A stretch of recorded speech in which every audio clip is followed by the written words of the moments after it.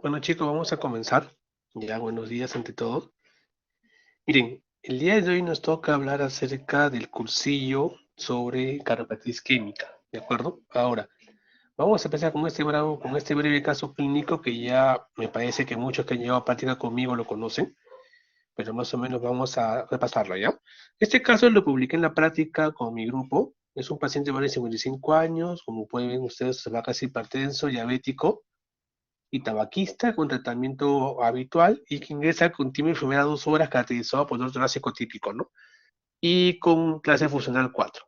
Ahora, lo que llama la atención de este paciente es que todo paciente con dolor torácico típico, y ustedes ya a esas alturas deben saber a qué se le llama esa terminología, debe ser visto en el servicio de urgencias tomándose un electrocardiograma, ¿ya? Y en ese electrocardiograma podemos ver lo siguiente, podemos ver una elevación del segmento ST de B1 a B4, ¿no? Inclusive con un infra del mismo, el derivado inferior. Entonces, el motivo por el cual que empezamos con esta charla es para saber qué significa esto, ¿no? Y recordamos que para definir un ST elevado, ¿de acuerdo? Las definiciones convencionales que vamos a ver el día de hoy solamente se aplican en aquellos pacientes que no tengan bloqueos de rama, en este caso bloqueo de rama izquierda o bloqueo de rama derecha, y que y prácticamente que no tengan signos de hipertrofia ventricular izquierda, ¿no? O sea, si yo tengo un paciente con ese tipo de patología y no presenta esas dos circunstancias que le acabo de mencionar, yo puedo aplicar estos criterios, ¿no? Ahora, cabe resaltar que la morfología de elevación del segmento ST suele ser generalmente y particularmente más frecuente en la cardiopatía isquémica de un tipo que en otras enfermedades miocárdicas de otra manera.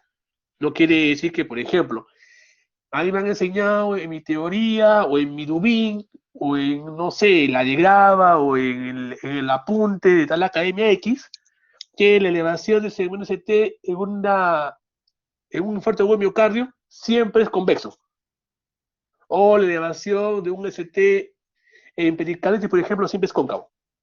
No siempre es así. Son frecuentes, pero no siempre. Correcto. Entonces, ¿por qué les digo esto? Porque para nosotros poder definir un ST elevado, tenemos que primero saber cuál es la fisiopatología y por qué se origina electrocardiográficamente hablando dichas ondas. ¿Ya? Ahora, a su vez también tenemos que ver acá que, miren, cuando uno puede saber por electro, a un aproximado, ojo, cuántas horas de enfermedad tiene el paciente que viene por síndrome isquémico con agudo. Ya, normalmente se ve que el primer signo que aparece es una onda tipicuda de base amplia, de bordes romos, regulares, positiva, ¿de acuerdo? Que va prácticamente, aparece en los primeros minutos del evento isquémico, luego, ¿de acuerdo? Comienza a ver la elevación, se comienza a tener, en este caso, con una convexidad, seguido con una elevación de la onda T, ¿de acuerdo? Por encima del punto J.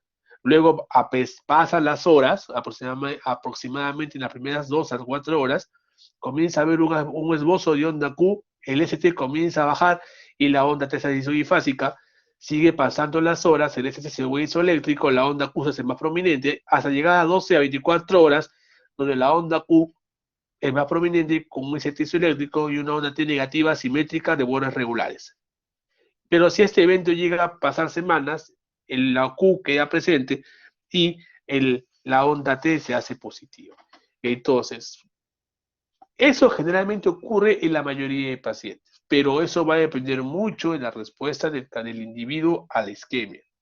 No siempre yo voy a ver ondas Q a las había 4 o 5 horas, ¿no? Algunos pacientes con 1 hora de dolor ya tienen una Q. Entonces, solo todo lo que le hagan en su teoría, apréndenselo, porque se ven en su examen, pero para la práctica no sean tan cerrados con los conceptos que aparecen en la biografía, suelen variar uno que otros. Entonces, motivo por el cual la charla tiene ese nombre a propósito, ¿de acuerdo? Porque realmente muchos te tienen miedo al electro y cuando lleguen cualquier especialidad que hagan ustedes del ámbito clínico, cualquiera, menos los quirúrgicos, cualquiera, van a hacer guardias en el primer año en emergencia. Seas reumato, seas dermato, seas gastro, vas a ver el tópico de emergencia, sea MINSA o de salud, en tu primer año. Y si le comienzas a tener miedo a esto, no vas a definir muy bien las cosas. No digo que seas un experto, sino que hay que saber interpretar esto, porque el electro sí importa, y más aún en esta patología.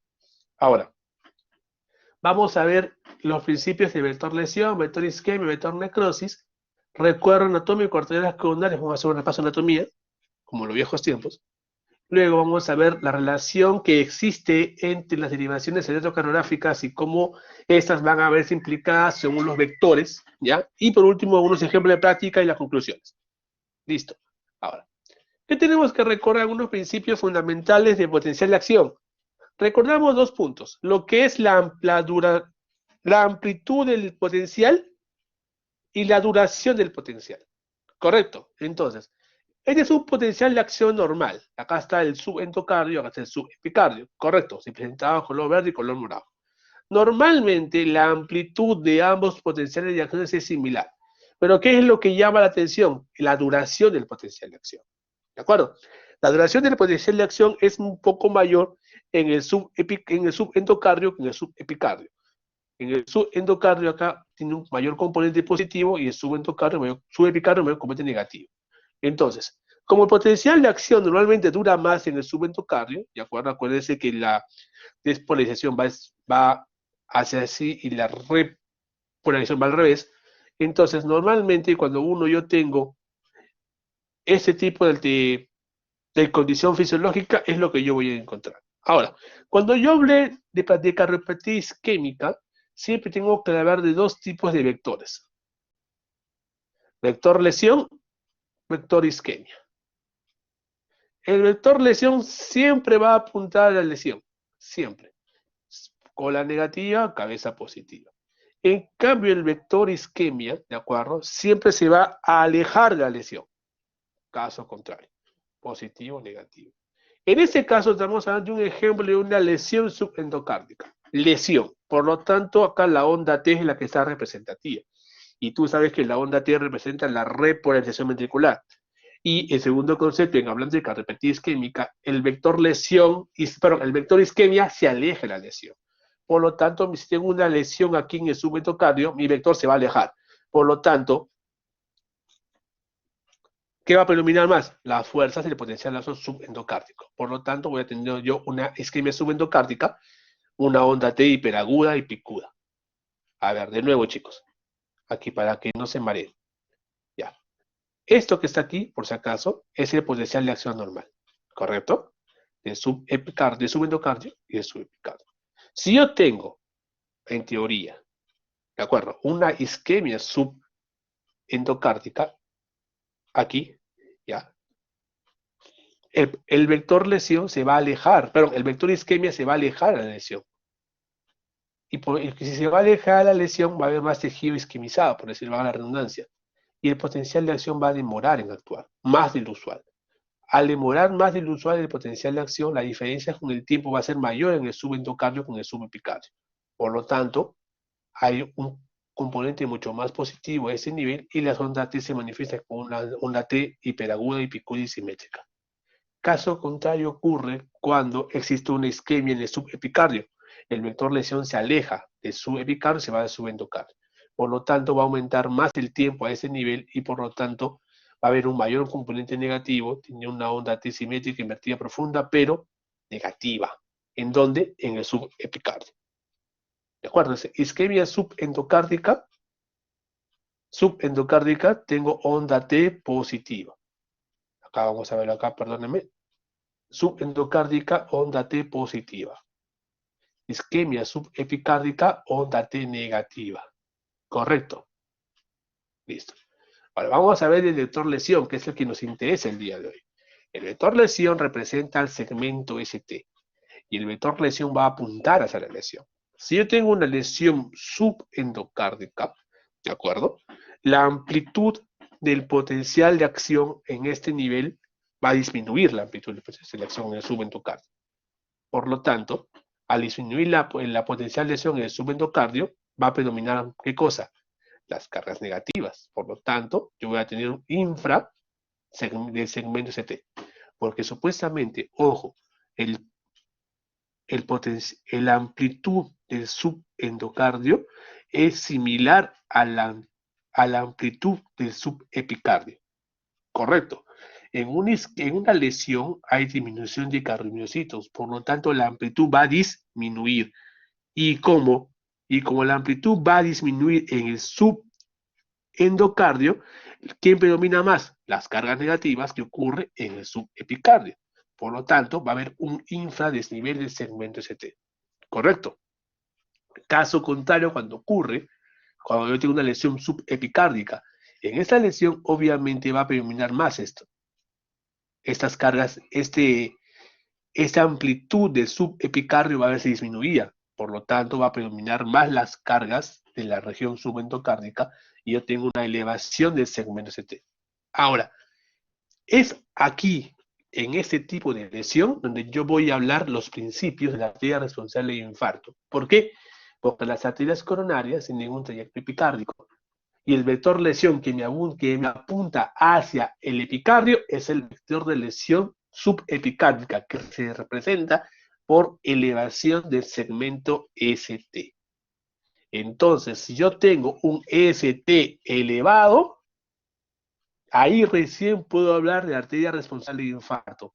Nunca en la vida ustedes pueden decir SICA ST no elevado. ¿Por qué? Porque el segmento T que no se encuentra elevado, o sea, que se encuentra infranivelado, ¿qué representa? Lesión subendocárdica. Pregunta, ¿las arterias coronarias tienen un trayecto subendocárdico o subepicárdico? Subepicárdico. Y por lo tanto no cometan nunca esta atrocidad. Solamente se delimita a arteria culpable de infarto en elevación de segmento ST. Correcto. Listo. Ahora, ¿qué otra cosa más tenemos que ver? ¿Qué es lo que estamos observando hasta ahorita con respecto a los vectores lesión, sobre todo? Que siempre existe un componente en la teoría de dipolo, un componente negativo y un componente positivo. Por lo tanto, voy a tener una parte donde apunta mi vector lesión y una parte donde se aleja mi vector lesión. Esto me genera una imagen en particular y esto me genera una imagen contraria. A esto se llama imagen en espejo. Esa característica es la que yo voy a encontrar casi generalmente en todos los pacientes que tengan alteraciones del segmento ST y que sean compatibles con cardiopatía isquémica aguda. ¿En qué ejemplo yo voy a encontrar elevación del segmento ST de forma difusa? Pericarditis, miopericarditis. Porque ahí nos siguen un concepto de arteria culpable de infarto. Bueno, no les cité que hace pericarditis por problemas técnicos, pero en la pericarditis lo que ocurre es una inflamación de todo el epicardio. Acuérdense que el pericardio es un tejido eléctricamente inerte. Entonces, como el pericardio tiene dos componentes, ¿sí? Un pericardio parietal y un pericardio visceral. Ambas hojas de pericardio se inflaman. Y el pericardio visceral, como está pegado al epicardio, prácticamente forma parte de su pared, también es inflamado. Y ahí no existe una sola parte que se lesiona, sino de forma difusa. Por eso es que varios vectores lesiones apuntan a varios sitios y no se puede aplicar el principio físico de una resultante, porque tenemos muchas resultantes. Porque hay varios vectores que apuntan a diferentes tipos de inflamación que hay, con amplitud y cargas similares. Entonces, por eso que, según teoría de vectores, en la pericarditis hay prácticamente un vector resultante en cada región por las múltiples interacciones vectoriales que existen a ese nivel y por eso que no se puede aplicar ahí la teoría de dipolo. Caso contrario que hay con el infarto de miocardio que sí se puede hacer. Listo. Entonces,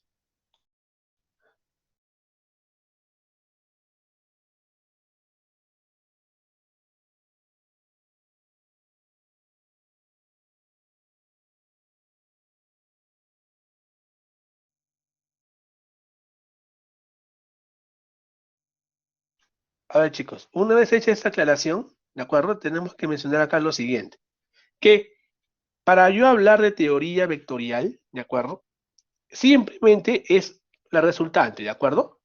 Es la resultante que existe entre uno o dos o más fuerzas, en palabras sencillas. Ahora, ¿cómo ocurre usualmente la despolarización según fisiología del electrocardiograma? Acuérdense que se despolariza desde subendocardio hasta subepicardio. Normalmente la velocidad aquí de despolarización del subendocardio suele ser más lenta. 1 y 2, es más lento, por eso que se presenta como complejo QS, y el vector resultante tiene menor amplitud. En cambio, cuando pasa la barrera que divide entre sub y epi, comienza a haber mayor actividad eléctrica, a ese nivel está la mayor cantidad de células intercaladas, y comienza a haber una mayor representación del vector de despolarización ventricular. Es por eso que normalmente yo voy a encontrar M1 y M2 en situaciones no isquémicas, una onda R pequeña. En cambio, a nivel, mientras más cerca de derivadas izquierdas, el vector resultante comienza a ser mayor, por lo tanto voy a encontrar mayor cantidad de onda R. En un infarto no ocurre eso. ¿Ya? Ya, y aquí viene la teoría de la ventana eléctrica de Wilson, y es lo que les dije.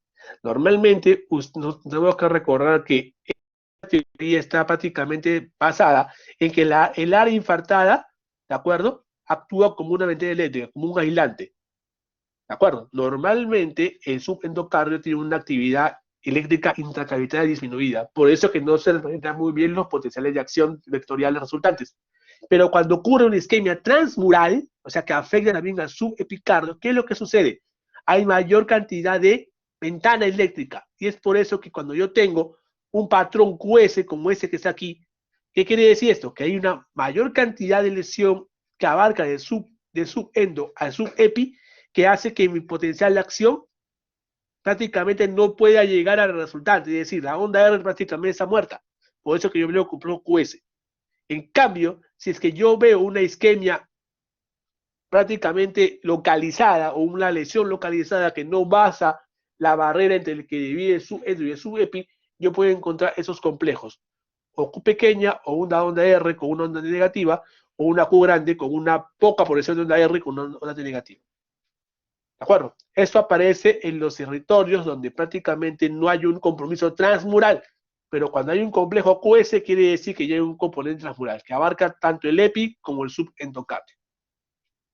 Acá prácticamente es lo mismo, ¿no? La teoría de vectores resultante, y siempre la resultante de isquemia se aleja con respecto a la resultante inicial. Por ejemplo, acá tengo 3 vectores, ABCD, y el vector resultante es prácticamente lo inverso al vector de isquemia, ¿ya? Por lo tanto, el vector necrosis, esa es pregunta clásica, siempre se aleja del área infartada, por la teoría de ventana epicárdica. Ahora, para definir qué es una onda Q, ¿no? Muchos cuando les preguntaba onda Q es igual a necrosis, pero no necesariamente onda Q es patológica, ¿de acuerdo? ¿Por qué? Porque normalmente puede aparecer una onda Q en casos de que no haya patología isquémica.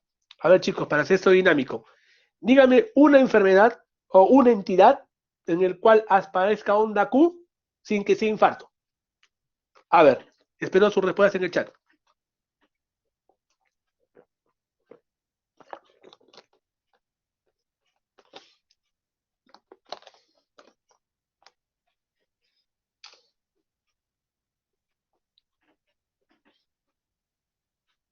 A ver, chicos, sus opiniones. Espero una opinión suya en el chat. Dígame una patología, escríbanla, que haya onda Q y que no sea cardiopatía isquémica.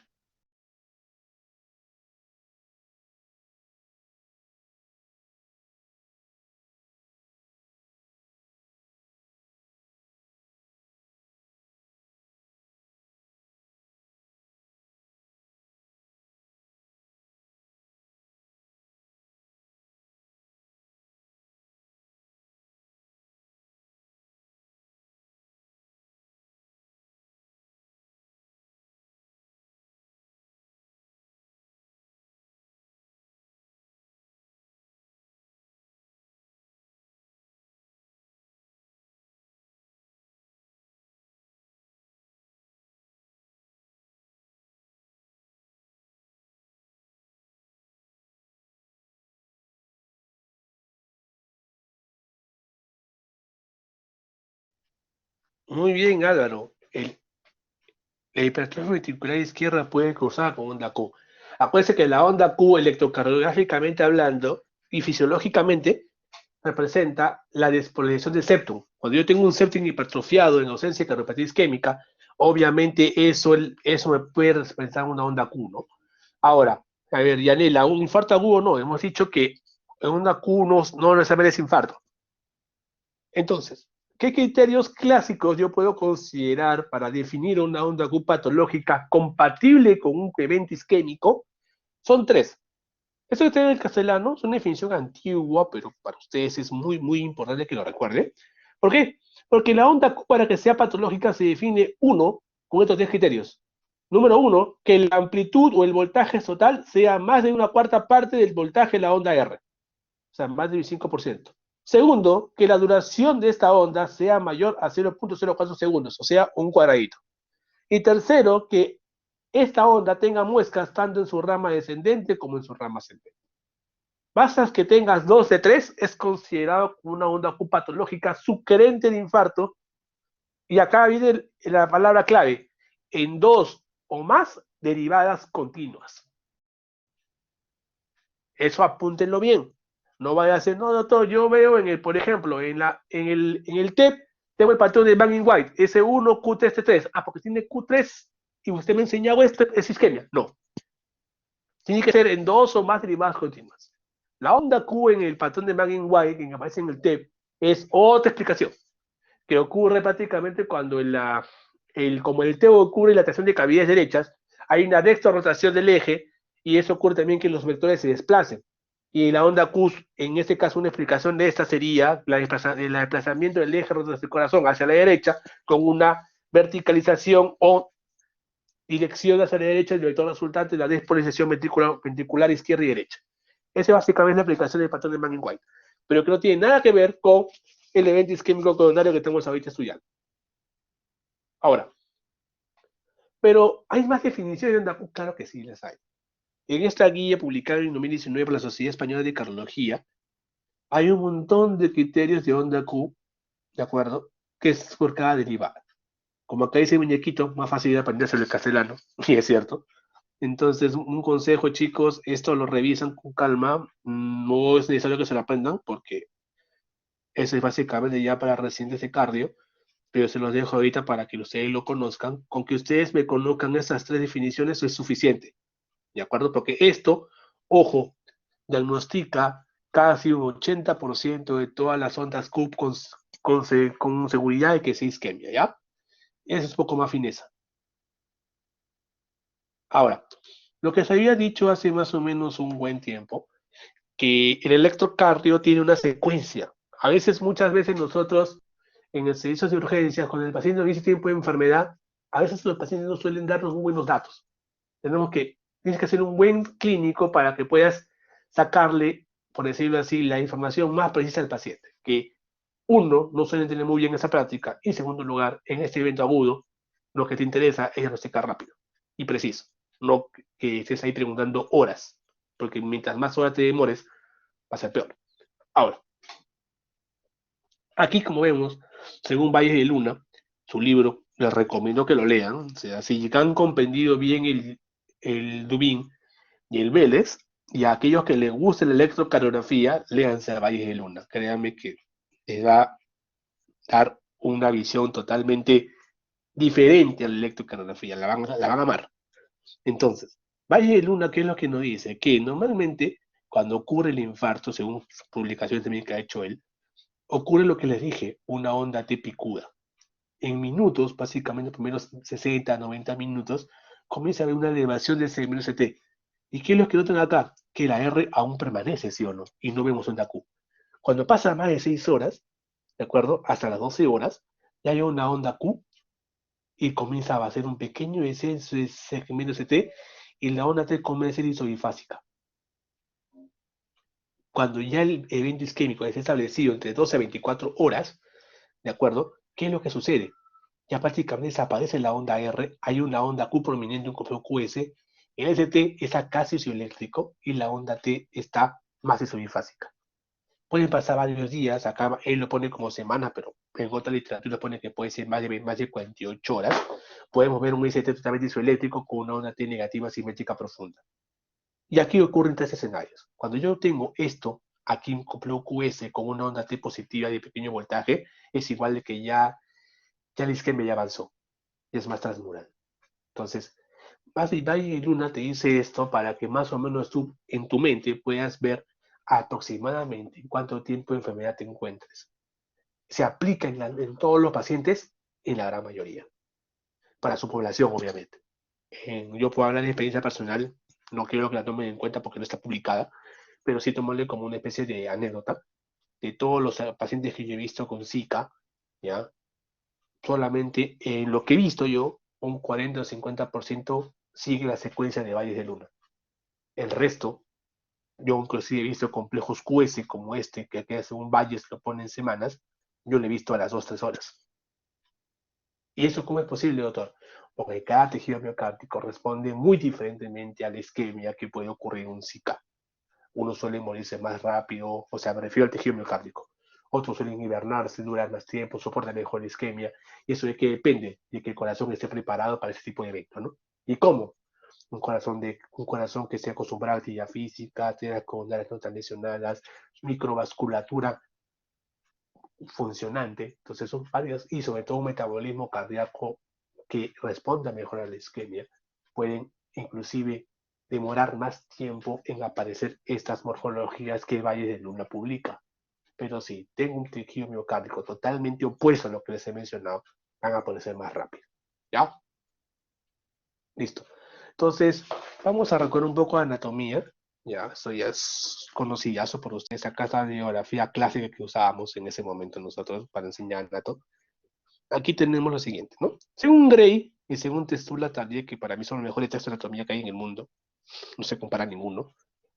¿Qué es lo que dice? Que generalmente las arterias coronarias se dividen en los senos de Valsalva, ¿sí o no? Tengo un seno aórtico derecho, un seno aórtico izquierdo, que me da la arteria coronaria derecha y el tronco coronario izquierdo, ¿sí o no? La arteria coronaria derecha va a tener una particularidad, va a tener un diámetro un poco casi menor a la de la coronaria izquierda, pero va a tener mayor recorrido. Se va a ubicar entre la longitudinal derecha y el surco AB y se va a finalizar casi en un 60% de los casos en la cruz cortes. Recordar que esta arteria es la que te da, el concepto de dominancia, ya que el 60% de los pacientes, inclusive un 85% de la dominancia, es porque la arteria interventricular posterior nace en la coronaria derecha. Un 80%, un 15% nace aproximadamente en la descendente del tronco coronario izquierdo, la DEA, y el resto, que es un porcentaje mínimo, tiene origen común. 75, más o menos 20 y luego 5, respectivamente. En otra serie puede variar 80, 15, 5. Por eso va a depender mucho de la serie que ustedes revisen. ¿Ya? Y eso es importante. Cuando esta arteria se lesiona, como va a irrigar la parte inferior del corazón, la cara inferior, puede inclusive ir a ventrículo derecho, porque también innerva esta región. Irriga, perdón, el BD y irriga la cara inferior cardíaca. Por eso cuando esta arteria se infarta, podemos ver infarto de cara inferior con extensión al ventrículo derecho, por el recorrido anatómico. Y aparte, cuando también se infarta la coronada derecha, podemos tener bradiarritmia, ¿no? Porque la coronada derecha, recordarán ustedes, la rama del nodo sinusal, con el tronco común, con las ramas atriales y las ramas sinusales, y la interventricular posterior, con la primera septal de la rama ventricular de la coronada derecha, nace la arteria para el nodo AB, ¿no? Entonces, también, como pueden observar aquí, irriga los dos principales marcapasos cardíacos. Entonces, cuando tengo un paciente con infarto de ventrículo derecho, ¿de acuerdo? O infarto que la arteria culpable del mismo sea con la derecha, está muy proclive a que de hecho cardiogénico, porque se puede compartir el BD en ausencia y congestión, porque acuérdense que el BD no maneja presiones y no maneja volúmenes, y sobre todo pueden darse inclusive bloqueos auriculoventriculares agudos por infarto. En este tipo de circunstancias, el marcapaso queda a un segundo plano. En la indicación, o sea, como les pregunto, me acuerdo que a un grupo, cuando me puso el informe de la cardiopatía chagásica, me pusieron casi todos que todo bloqueo AB es indicación de marcapaso. A casi todos les ha revuelto el informe diciéndole de que no todo bloqueo AB es indicación de marcapaso. ¿Cuál no es una indicación de marcapaso? Un bloqueo AB en contexto de un infarto nunca se le pone marcapaso como primera elección. ¿Cuál es la primera elección? Abrir la arteria. Abre la arteria y el bloqueo obviamente desaparece. Seguimos. Ahora, ¿tiene utilidad aprenderse todo eso? Claro que sí. Porque, bueno, lo que van a hacer cardiólogos, esa imagen nunca se les va a olvidar. Miren, quiero comparen esa imagen con esta. Tiene que hacer la misma forma, como una C, ¿sí o no?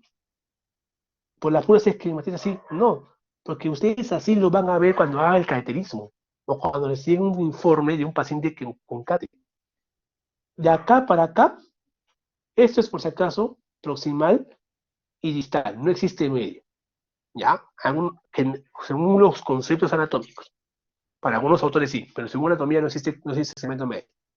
¿Cuál es el punto de corte en el cual yo cambio de proximal a distal? Esto, el arco de la coronada derecha.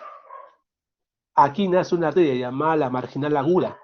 Esa rama marginal me divide por arriba, segmento proximal, por abajo, segmento distal. ¿De acuerdo? Listo. Y la coronaria izquierda, generalmente es un tronco común, tiene un calibre casi 2 veces o 3 veces mayor que la derecha y tiene un corto recorrido. Indica la mayor cantidad del tejido miocárdico del ventrículo izquierdo y la mayor parte del septum interventricular. Al mismo tiempo irriga la rama izquierda, y acá faltó la rama derecha y la de His, porque irriga al fascículo arqueado o banda moderadora. Ya, acá es un error, acá es rama derecha y acá es rama izquierda. La rama derecha y la rama izquierda de la de His son irrigadas por la descendente anterior. ¿Ya?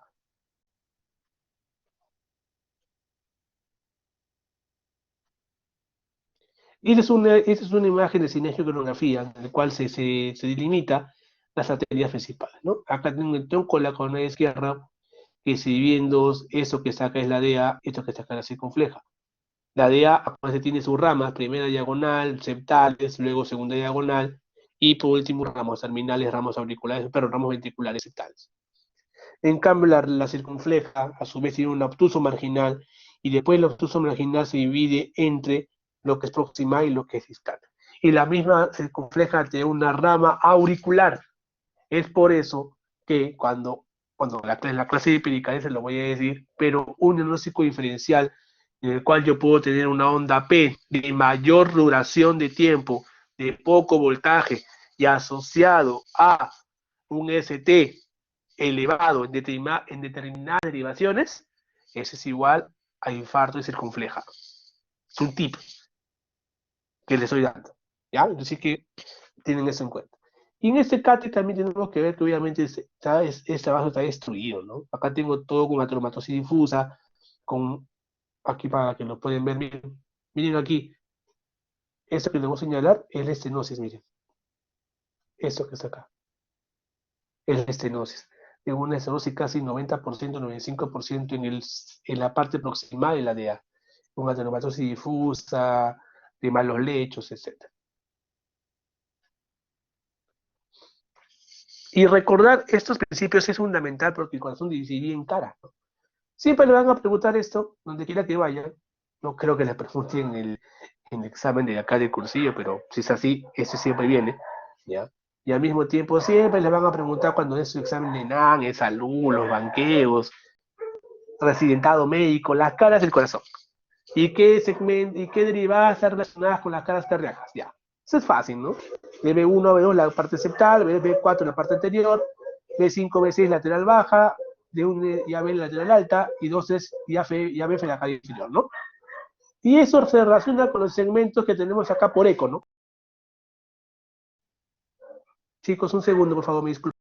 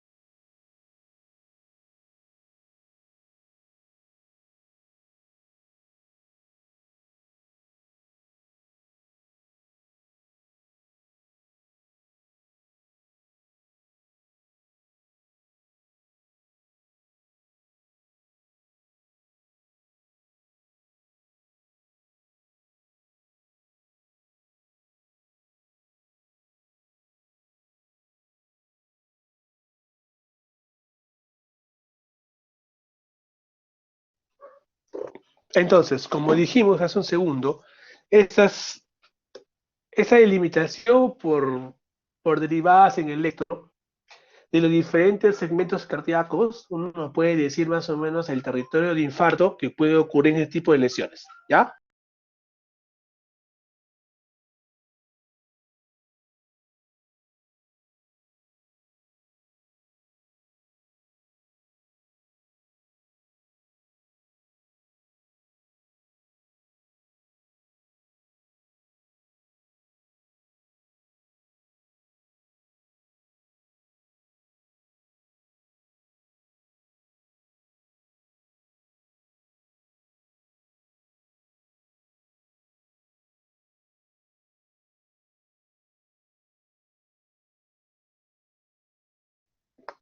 Entonces, una vez que ya más o menos hayamos delimitado los segmentos, es fácil más o menos ver qué parte del territorio cardíaco se encuentra comprometido, ¿no?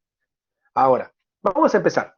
Normalmente, ya este es un esquema, ya acá está la biografía, por si acaso de cualquier duda, reclamo, usen la biografía que está en los slides, esta por si acaso es, esta Valle de Luna, que es el texto en el cual me he basado la mayoría para hacer las láminas, y trata, y bueno, artículos del Journal de Electrocardiografía, 2008, y el Cardiocode de 2007.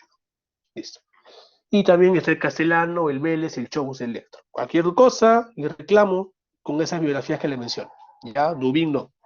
Entonces, miren aquí.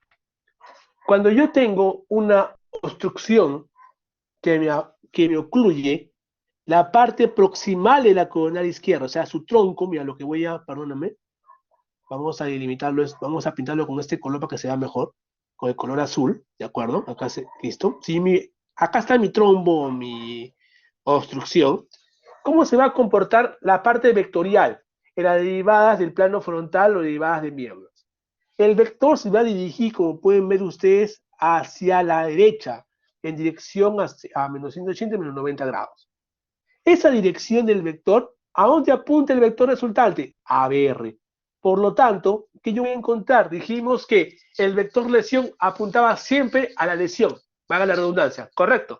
Entonces, ¿y el vector lesión qué me representa? El segmento ST. Si yo tengo un vector que me apunta a la lesión, o sea, se me está acercando, tengo un componente positivo predominante. Por lo tanto, yo voy a ver supradesnivel en el territorio donde apunta mi vector lesión. Claro, es ahí. Entonces, en una obstrucción de tronco, con respecto a derivadas de miembros, el vector lesión, ¿dónde se dirige? A ABR. Por lo tanto, ABR, ¿cómo va a estar? Suprado. Y mira, acá está la cola del vector lesión. ¿La cola dónde apunta? A demás derivadas. Y por lo tanto, si es negativo, ¿qué voy a ver? Infra ST. ¿De acuerdo? Entonces, si yo veo un supra en ABR con infra en las demás derivadas de miembros, puedo sospechar de una obstrucción de tronco. ¿Cuánto tiene que elevarse ABR mínimo para yo considerarlo suprado? Mayor o igual a 0.5 milímetros, o sea, medio cuadradito de elevación del punto J, que se mide 30 milisegundos posterior al punto J. ¿De acuerdo? Listo. Ahora, ¿esto qué me representa? Prácticamente una posible obstrucción de tronco. ¿Cómo lo diferencio? Con esto. Hay otra entidad que también tiene esto. ¿Y cuál es? La obstrucción de la DA, el segmento proximal. Ya, listo. Entonces, eso quiero que sea muy claro en esto. ¿De acuerdo? Listo. ¿Y qué es lo que pasa en las derivadas precordiales? Aquí el vector se va a dirigir hacia atrás y hacia la derecha. Un poquito más cerca a menos 180 grados, ¿no? No tan al medio como el anterior. Pero igual, según las derivadas precordiales, casi todas, miren acá está la flecha, ¿de acuerdo?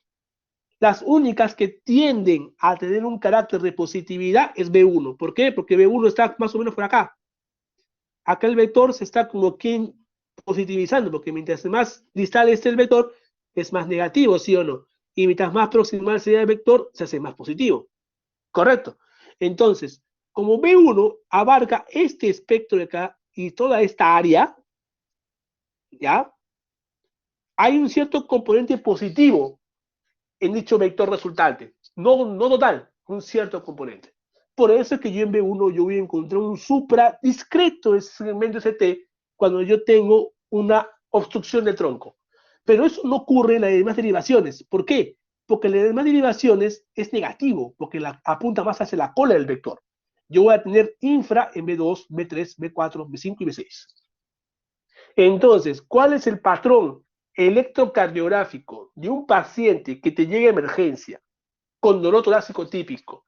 Ves el electro y ves supra en ABR mayor o igual a 0.5, un ligero supra en B1 mayor o igual a 0.5 o mínimo, pero ves las demás infraniveladas, ese es un patrón de tronco. Doctor, ¿qué importancia tiene que usted me enseñe eso? O sea, ¿por qué tengo que aprenderme tanto del patrón de tronco? Es fácil. Una obstrucción de tronco con la izquierda es un patrón de muy alto riesgo cardiovascular. Tiene una alta probabilidad de que el paciente haga muerte súbita si es que eso no se revasculariza. Pregunta, ¿es un paciente para que lo hospitalices? No. ¿Es un paciente para que te tomes a la ligera? No, porque se te puede morir en cualquier momento. Por eso que estoy haciendo muy enfático en que ustedes aprendan esto. Porque ya ha pasado, antes, ya ha pasado cuando era mejor de R2, R3, antes de pandemia, yo le decía a los residentes que les enseñaba esto, no me hacían caso. Iba a la sala de medicinas y yo me acuerdo que solamente me daban bola los que eran de la Richie, ¿no? Porque bueno, yo ahí, pues, yo los conocía a varios ahí, ¿no? Les enseñaba todo eso y a varios a los que no les importaba eso se les escapaba. Hospitalizaban pacientes porque los pacientes con obstrucción de tronco no suelen hacer mucho dolor. O sea, hacen dolor un momento y luego están tranquilos, están seditas. Y el interno, cuando en esa época, bueno, ahorita no se puede, en esa época, pues el interno quiere peñar, ¿no? O sea, hospitaliza pacientes tranquilamente para peñar. Porque son pacientes que no le van, entre comillas, un un plan de trabajo muy, muy exigente, ¿no? Entonces, ¿qué es lo que sucede? Ah, no reconocieron este pan de tronco, el paciente está sin mucho dolor, está cachete, no se corre mucho plan, no le da mucha bola, y el paciente se muere en 2 días. Y todos, ay, ¿por qué se murió? Se murió por eso, pues, porque no supiste reconocer un patrón de tronco y no tuviste que correr rápidamente para poder abrir la arteria. No quiero que eso le pase a ustedes cuando lleguen a ser internos. Por eso soy muy enfático para que aprendan esto desde ahora. ¿Ya? Patrón de tronco, igual gritas. Gritas pidiendo ayuda. Y tienes que solucionar el problema a la brevedad posible. ¿Ya?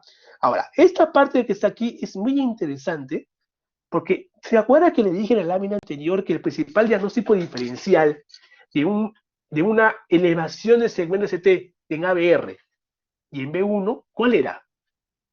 Obstrucción proximal de tronco versus obstrucción proximal de ADA. ¿Cómo yo diferencio una de la otra? Solamente con esas dos derivadas. Esto, chicos. Eso sí, si pregunten, yo pregunto esto. Si yo veo un superdesnivel que sea mayor en ABR que en B1, ese es igual a obstrucción de tronco. Doctor, es muy subjetivo, quiero algo más objetivo. Te lo doy.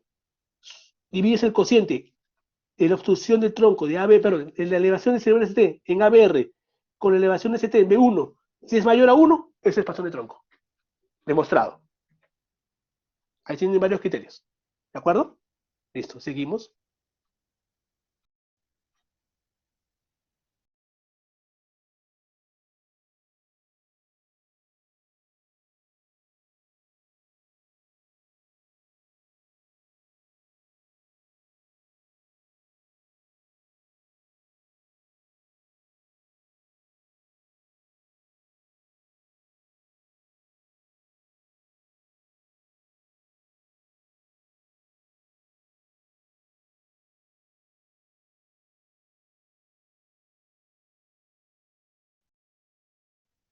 Listo, seguimos, chicos.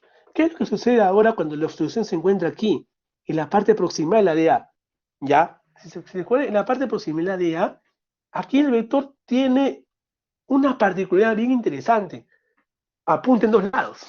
O puede apuntar hacia arriba y hacia la izquierda, o hacia arriba y hacia la derecha, pero siempre entre menos 90 grados.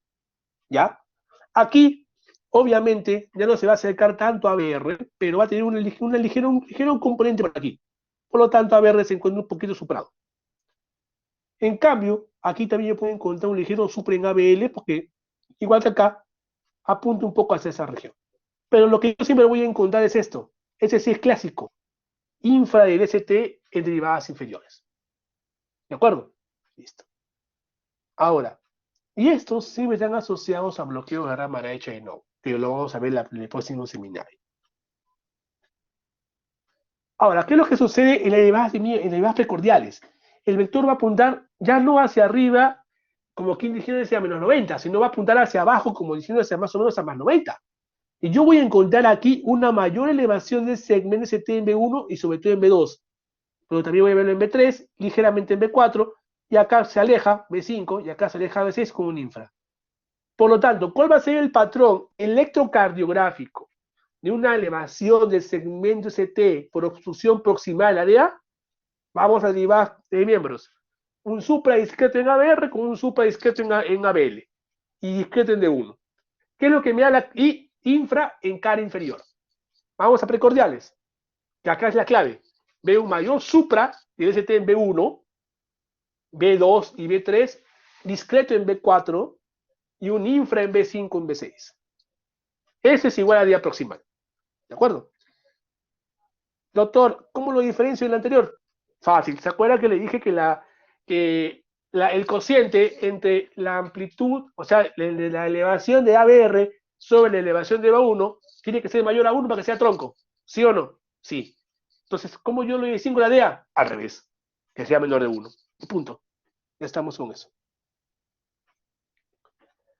Ahora, ya este es un poquito mucho más fumado, porque ya es obstrucción de la DA cuando pasa la primera aceptar y aproximar la vía diagonal. Ya, esto igual lo dejo para que lo revisen, pero es aquí va que lo sepan. Lo que va a diferenciar aquí es prácticamente que cuando yo veo en ST, en ABR, aquí el vector de relación ya no se acerca ni acá ni para acá, ¿sí o no? Se aleja por completo, se va hacia la izquierda. Por lo tanto, ABR, ¿cómo va a estar? Infradesnivelado. ¿Y a dónde apunta? A 1 y a BL. Doctor, pero 1 y ABL me han enseñado mi Dubín de que eso es circunfleja. ¿Cómo puede ser de A? Mira pues, vamos a ver por qué. ¿Qué es lo que lo diferencia circunfleja, muchachos? Esto. Sigo teniendo, acá es negativo por si acaso, sigo teniendo infra en cara inferior. Eso es lo que diferencia circunfleja. Y moraleja cuando lean electro, no paporreteen. Usen esto. Por eso me estoy tomando la libertad de explicarles todos vectorialmente. Porque si tú ves solamente dos derivadas, porque la respuesta que me dieron algunos, eso fue el año pasado, cuando a los internos que le pregunté, cuando aún había internado desde la pandemia, antes que me fuera a Colombia, era, no, doctor, mi resumen dice esto, o sea, dice, mira, mi academia dice esto, ¿no? Falso, te estoy demostrando traté cómo está. No todo supra en 1 y en ABL es igual a infarto circunfleja, porque está acá lateral. No, por favor. ¿De acuerdo? Tienen que ver la teoría de espejo. Es muy diferente que yo vea un supra en 1 y en ABL y a la vez un supra en cara inferior con predominio mayor de D2 que en D3. Hay una discusión, es circunfleja. Pero si yo veo un supra en 1 y en ABL con infra en cara inferior, eso no es circunfleja. ¿De acuerdo? Así que ya creo que más claro que el agua, imposible. Ahora, con respecto al plano de derivadas precordiales, aquí con una obstrucción prácticamente distal a la primera septal y proximal a la primera diagonal, yo voy a ver aquí una mayor elevación ya en los segmentos ST de casi todas las precordiales. Y el ST en B1 ya no va a estar tan elevado. ¿Cómo va a estar? Isoeléctrico. Eso es la diferencia. Entonces, ¿cuál es la diferencia entre una obstrucción proximal a DA con una obstrucción distal a la primera septal y proximal a la primera diagonal? Sencillo. Al primero, yo voy a encontrar un supra en ABR discreto, ¿sí o no? Y en el segundo, un infra. Ok, me voy a B1. El primero, ¿qué encuentro? Supra discreto. En el segundo, ST isoeléctrico. Listo. Y los demás criterios que ya me imagino que le habrán apuntado. Entonces, eso es básicamente lo que tengo que mencionarles hasta este momento. Ahora, ¿y qué es lo que sucede con la obstrucción a nivel distal? A nivel distal, miren, el vector va a apuntar hacia abajo y hacia la derecha. Perdón, hacia la izquierda, perdón. Y aquí lo que llama mucho la atención es esto, miren, ¿a dónde se acerca el vector? A D2. ¿También dónde puede acercarse? Miren, D1 un poquito elevado, y ABL inclusive puede estar isoeléctrico. ABF se encuentra elevado un poquito, y D3 un poquito elevado isoeléctrico. se me está comportando como una obstrucción circunfleja, porque aquí está un poquito elevado y aquí también. Claro, usted me dijo, doctor, que puedo encontrar eso. No, está bien, vamos a ver. Vamos a ver cómo la diferenciamos. Sencillo. Pregunta, ¿circunfleja qué territorio tiene? En derivadas precordiales. Cada lateral, ¿sí o no? B5, B6. Pregunta, ¿la circunfleja irriga cada anterior? No. ¿Cómo diferencio? B3 y B4. Si yo veo un supra en 1 y en ABL, con supra en cara inferior, ¿de acuerdo? Supra en cara inferior, mayor en D2 y en D3, es muy probable que sea circunfleja. No me emociono, me voy a derivadas precordiales. B5, B6, elevado, me emocioné, circunfleja. B4, B3 elevado, chau.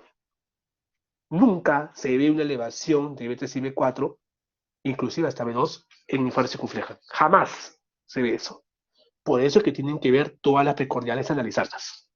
Y no para corretear. ¿De acuerdo? Listo. Vamos a la columna derecha. Chicos, ¿hasta ahí todo claro? O repito para continuar. Escríbanme en el chat. ¿Todo claro o alguna duda con respecto a los anteriores ejemplos? Para poder continuar. A ver, espero sus comentarios en el chat, chicos, por favor. Porque necesito que esté esto bien claro para poder avanzar.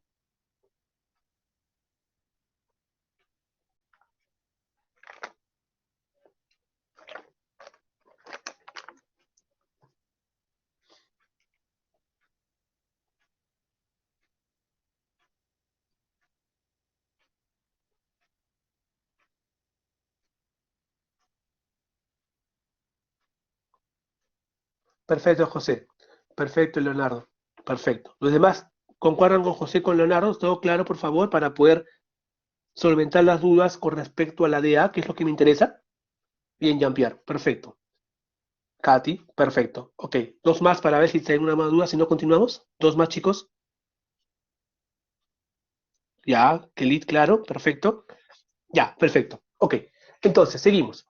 Ahora, cuando hablamos de obstrucción de coronada derecha, ahora vamos aquí a ver en las derivadas de miembros. El vector, ¿a dónde va a apuntar? No va a apuntar hacia abajo y hacia la izquierda, va a apuntar hacia abajo, hacia la derecha.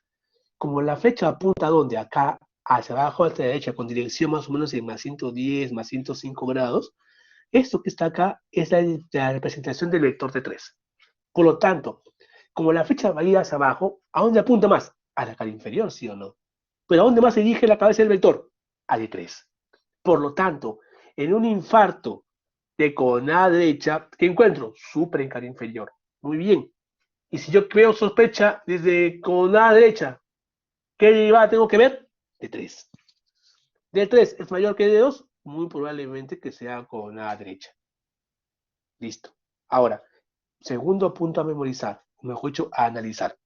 Dijimos que los infartos de coronada derecha irriga prácticamente el sistema de conducción, por lo tanto, aquí pueden haber bloqueos, como les expliqué. Pero miren, ese esquema no está por las puras. Todo esto es la representación de la cara inferior del corazón. ¿De acuerdo? Todo esto. Pero a su vez, la cara inferior del corazón, ¿con quién está pegadito? Con el ventrículo derecho. Por lo tanto, si el vector me apunta hacia abajo y hacia la derecha en dirección a la cara inferior, y está cerca del ventrículo derecho, ¿yo qué tengo que hacer para descartarlo? Tomar derivadas derechas. Es por eso que les expliqué cuando hicimos la teoría de Zika, mejor dicho, el caso clínico de Zika, mi grupo de práctica, que a todo paciente con infarto de cara inferior, sí o sí tienen que tomarles eso, por continuidad anatómica. ¿Ahora me entienden? Entonces, es un criterio. Y esto que ven acá, chicos, es una imagen de cateterismo, donde ve prácticamente la jornada y se está obstruida en toda su parte proximal, ¿no? Acá no hay nada, ¿no? Acá debería estar la arteria, y no hay nada. Entonces, hay que recordarlo siempre, ¿correcto? Listo. Y si vamos ahorita a derivadas precordiales, ¿cómo lo voy a diferenciar? ¿Se acuerdan que habíamos visto que la obstrucción de la DEA distal, en este caso, puede cruzar con supra en cara inferior? ¿Sí o no? O una cara inferior isoeléctrica. ¿Qué es lo que diferencia? Que aquí el vector se aleja, se va hacia arriba y hacia la derecha, y hacia atrás. Se va a alejar de precordiales. Por eso que casi todas las precordiales, yo voy a ver qué cosa. Infra del ST. Correcto. Ahora, yo inclusive pudo haber un ligero supra, ligero, en P1, por continuidad, ¿de acuerdo? Pero no es muy significativo. Pregunta, eso sí, ese es para más, la parte más adelante de su práctica. Chicos, atentos, por favor, escriban a chat la pregunta que le voy a decir. ¿Ustedes qué les han dicho en sus separatas? Cuando yo tengo esto, infradesnivel de B2, B3 y B4, con supra en cara inferior, eso es igual a infarto, de infarto posterior, arteria con A derecha del culpable, ¿sí o no? Repito de nuevo. Qué es lo que ustedes han leído, nos han explicado? Y es cierto o no, que cuando yo tengo un infarto de la cara inferior del corazón, representado electrocardiográficamente hablando, con supra en cara inferior e infra en estas derivadas precordiales, ese es igual siempre a infarto posterior, ¿sí o no? Escríbanlo, por favor. Ricardo dice, a ver, no, a ver chicos, escríbanlo, por favor. Quiero que me respondan eso porque es un mito que vamos a tocar más adelante, pero quiero el concepto que tienen ustedes, por favor. ¿Sí o no?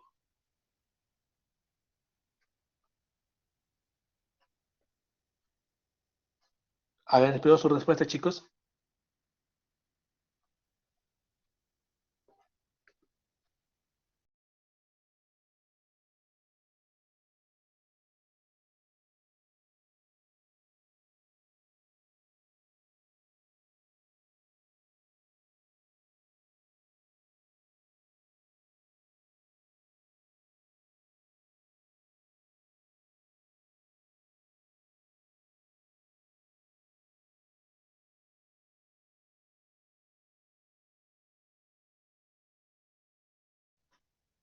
¿Nadie se anima?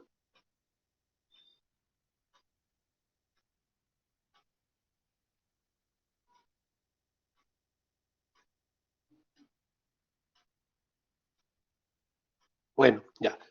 Ya que nadie se anime, vamos a responder más en ese mito, ¿ya? Por lo tanto, ya bueno, retomando al infarto y con A derecha, ¿cómo la voy a yo diferenciar aparte de con precordiales y derivadas de miembros? Derivadas derechas. ¿De acuerdo? Y acá viene un tip que quiero que lo apunten. ¿Qué derivadas derechas voy a tomar? B3R, B4R, B5R. ¿Cuál me sirve mejor? B4. B4, yo tengo tres posibilidades. Si el ST está elevado a mayor o igual a 0.5 milímetros en derivada B4R, tarea, búsquense cómo se toma el eje de derivaciones derechas, eso es para tarea para ustedes. Si veo un supra en ese nivel, ese es igual a con A derecha proximal. Si yo veo un ST isoeléctrico, con A derecha distal. Y veo un ST infradesnivelado, circunfleja. ¿De acuerdo? Listo. Es prácticamente lo mismo. Entonces, en este paciente, yo voy a encontrar esto. Un supra del nivel según ST en B4R. Entonces, tips para que sea con la derecha. Proximal. 1, cara inferior suprada. Con mayor supra en delta de 2. 2, precordiales totalmente infradesniveladas. Y 3, B4R positivo. O sea, B4R suprado. Listo. Es igual a infarto con A derecha proximal, territorio, cara inferior, con extensión al ventrículo derecho. ¿Por qué digo lo último? Porque ¿qué toma? B4R. Se acabó.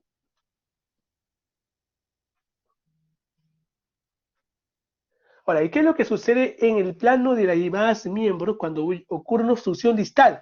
¿Se acuerdan que se había dicho que para que sea medio distal tiene que ser una obstrucción? Acá está un poco mal la obstrucción. Casi en el nacimiento de la primera rama marginal, ¿sí o no? Porque por arriba la rama marginal era considerada proximal. Entonces, aquí el vector igual se va a dirigir hacia abajo y hacia la derecha, no hay problema. O sea, va a seguir la misma indicación, D3 va a ser más superior que D2, es lo mismo. ¿Cómo lo diferencio? Aquí, chicos. Esa es la clave. Esa es la clave. B3R y B4R va a ser siempre isoeléctrico o inclusive hasta positivo. Por eso, la única forma de diferenciar derecho proximal y derecho distal es con esto. ¿Ya? Sí, inclusive le pueden preguntar en su examen.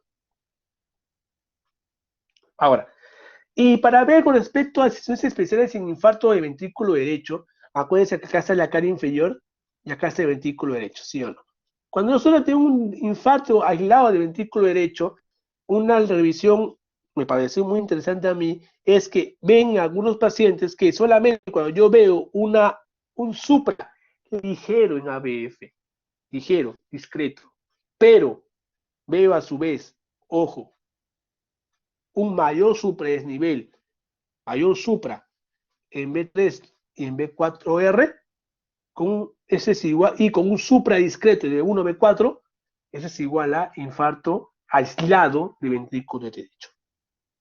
Pero si yo veo infra de estas derivadas precordiales, más super derivadas de miembros, pero más es en ABF, y un B4R suprado, pero no tanto, es igual a infarto mixto de cara inferior con extensión a ventrículo derecho. ¿Tiene implicancia que los que se diferencien? Sí, porque el infarto inferior puede inclusive a veces no extenderse hacia BD, puede quedarse ahí, por lo tanto es más llevadero, es más tranquilo, no se ve muchas complicaciones. Pues si yo tengo un infarto puro de BD o que se extiende hasta BD, obviamente esa extensión de la cara inferior hacia el ventrículo derecho me hace que hay un poco de territorio infartado del BD. Ese poco de territorio infartado de BD, como sabemos bien por parte de fisiología y lo que es histología del miocito cardíaco, diferentes cavidades, va a responder peor a las presiones. Va a haber un aumento de presión, un aumento de la poscarga por el infarto, inflamación, etcétera, y eso hace que el BD comience a dilatarse. Obviamente, mientras yo tengo un poco territorio comprometido de BD, la dilatación va a ser menos, ¿sí o no? En comparación, si yo tengo un gran territorio de BD. Pero si yo tengo un territorio amplio de BD que está totalmente infartado, o un infarto aislado que solamente abarca BD, porque fue su suerte del paciente, puedo tener un gran riesgo, de que se puede presentar shock cardiogénico sin congestión y sobre todo que va a poder bloqueos auriculoventriculares.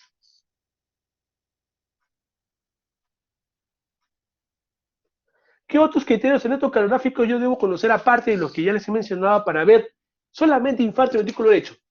Esta publicación interesante que está en el 2010, que lo escribe el Bramwell de infarto, ojo, el Bramwell que ustedes conocen es un resumen de varios Bramwells. El tratado de Bramwell es, por decir así, el crash de la colección de Bramwell que tiene. Bramwell tiene una colección para cada ítem. Ítem de falla, ítem de electroficio, ítem de imagen, ítem de infarto, ítem de hipertensión. Y cada ítem son como más o menos 600 páginas. Por eso, o sea, lo que ustedes tienen en su Bramwell es el crush, por decirlo así. O el resumen del resumen, o la diagrama del Bramwell. Ya. ¿Qué te dice ese Bramwell de infarto? Usan esta biografía. Te dice que hay varios criterios electrocardiográficos que yo puedo usar para poder diagnosticar infarto ventrículo derecho. ¿Qué son estos que están acá? ¿Ya? ¿Vale la pena que se los aprendan? Por ahora no, porque son un poco más complicados. Pero con que ustedes lleven el mensaje que les acabo de enseñar, es más que suficiente. Y con respecto a circunfleja, el vector va a apuntar hacia el otro lado. Yo no voy a apuntar hacia la dirección a D3, sino hasta dónde, hacia D2. Pero siempre va a estar dirigido hacia la cara inferior. Por eso que yo en circunfleja puedo ver mayor elevación en D3 que en D2, un discreto elevación en D1, un discreto en ABL y un infra en ABR. Y lo que le va a diferenciar del otro es esto, B4R. ¿Se acuerdan que les había explicado que había un diagnóstico diferencial en el circunfleje de A? Que también puedo encontrar eso, pero ¿qué es lo que le diferencia de DA y circunfleja? Que B3 y B4 en DA está suprado, en DA distal me refiero, pero en circunfleja eso está infra. Listo. Y si queremos ser un poco más finos, vamos a derivadas derechas, porque estamos obligados a tomar derivadas derechas de todo paciente que tenga cara inferior suprada, y veo un B4R con tendencia a nivel con una onda T negativa. Ese es igual a infarto de circunfleja, o territorio ocupal de circunfleja. Pero si no quiero hacer eso, me voy a derivadas posteriores. Soy más fino aún. Entonces voy a derivadas posteriores yo voy a encontrar un supra suficiente mayor o igual a 0.5 milímetros en B7 y B8, B9, que se toman en la parte posterior. Y con eso, redondito el diagnóstico, ¿no? Ahora, todo lo que les he dicho a ustedes, ¿es floro? No. Miren esa revista. En New England, les suena conocido, me imagino, ¿no? En New England publicó en el 2003 esta publicación muy interesante, y creo que es una publicación clásica que nunca va a pasar de moda, ¿ya? En cómo usar el electrocardiograma en el infarto cardíaco, ¿ya? Aquí, todo lo que se ha explicado de forma, por decirlo así, que se explique por qué salen esas alteraciones con la teoría de vectores, está acá. ¿No me creen? Veamos. Si yo veo un supra en cara inferior, pero con mayor elevación del ST en D3 que en D2, y yo veo a su vez un infra en 1 en ABL, es igual con A derecha. ¿Se acuerdan que le dije? Listo. Pero si yo no veo eso, y yo veo un supra en 1 en ABL, en B5, B6, con infra en B1, B2, inclusive hasta B3, eso es circunfleja. Mira la sensibilidad, 83, y especificidad, 96%. Y lo que les había enseñado, sensibilidad 90 y especificidad 70. Pero si yo aparte, ¿te acuerdas que les dije? Todo infarto cardíaco de cara inferior se le toma de derivada derecha. Si busquen B4R y se encuentra suprado, ¿qué era? Con A derecha, ¿sí o no? Mi cuenta en específico es 100%. Ahora, ¿van a hacer caso a la clase o no? Háganle caso a la clase. Vamos a la parte de la DA. En la DA, yo veo aquí B1 a B3, suprado. Si este supra, que la de mayor elevación sea más en B1, mínimo 2.5 milímetros que en ABR, o que el cociente de ABR sobre B1 sea menor a 1, que acá no está, ese es igual a la de proximal. Miren, sensibilidad, chicos, 100%. Es poco sensible, pero es altamente específico y ni tiene un valor predictivo positivo 100%. O sea, tú lo encuentras y es. Y no hay discusión. Segundo criterio, si yo veo, aparte de esto, un infra en cara inferior, también es igual a ¿qué? Absorción de idea proximal. Especificidad, casi 100%, 98%, y un BPP en 93%. Aceptable. Aumenta más la sensibilidad. Pero si yo encuentro un supra M1, M3, ¿de acuerdo? Con una elevación del segmento ST en cara inferior, más un supra de derivadas anteriores precordiales, es igual a DA distal. Tiene poca sensibilidad, tiene poca especificidad, pero es aceptable. Pero para yo complicarle más la vida, ¿ya? A los que quieran hacer acá, este título es por si acaso a propósito, eso me acuerdo que se lo dije a mis residentes, para que sean más finos, eso lo revisan. Ya no les voy a exigir que los aprendan, pero si los aprenden, los aplaudo. ¿Por qué? Porque acá, como pueden decir, son algoritmos que aumentan de acuerdo a qué tritón estamos hablando de coordenada derecha con respecto con una circunfleja con circunfleja. ¿Se acuerdan que les había dicho aquí, por ejemplo, B4R, según como yo veo, B4R con supra, con A derecha más BD. B4R isoeléctrico, distal. B4R infranivelado con T negativa, circunfleja. Ahí está. Lo mismo que les expliqué en teoría de vectores, está acá. ¿Ya? Y aquí están los algoritmos y según lo que tienes que hacer para que sometan su sensibilidad, especificidad, su BMP o su BPN. Lo mismo para DA, ¿no? Prácticamente lo mismo. Y ya para más o menos hacerle un poquito ya de controversia, y lo que me interesa de ustedes, si bien es cierto, son conceptos que ustedes tienen que aprender, que ustedes no son cardiólogos, o sea, son alumnos de pregrado, eso lo tengo clarísimo, pero lo que yo quiero que ustedes aprendan de este taller es ver que los mitos o que lo supuestamente enseñan es dogma, no lo es. Yo recuerdo, antes de que sea residente de especialización de cardiología, que el infarto posterior me decía a mis maestros, yo les creía, y les sigo creyendo también, pero por si acaso ya menos, decía, cuando tú veas un supra en cara inferior, pero tú veas un infra en cara B1, B2, B3, que tú lo volteas el electro, es como si fuera en espejo. sea, es como si lo voltearas a B3, B4R, B5R. O sea, o sea, efecto no, derivadas posteriores. Entonces, si yo volteo esas derivadas que me representan el plano anterior, B1 a B4, por lógica, eso se voltea a cara posterior. Y si yo veo eso, es igual a infarto posterior. Eso me decían. Y yo por años les creí. Hasta que leí esto. Esto, por si acaso, la mayor prueba de esa gran mentira. ¿Por qué? Acá está la explicación que le dije, ¿no? Mira, B1 infranivelado, acá está el mediastino, en teoría B1 mira la parte de acá y por espejo D mira lo otro, 50 acá. Es lo que no piensa, ¿sí? Y es la explicación que me dieron. Pero, chicos, ¿cuál es el examen, el gol estándar para diagnosticar isquemia? ¿No es la resonancia? Sí, la resonancia cardíaca es el gol estándar junto con la evaluación miocárdica. Ya. Ok.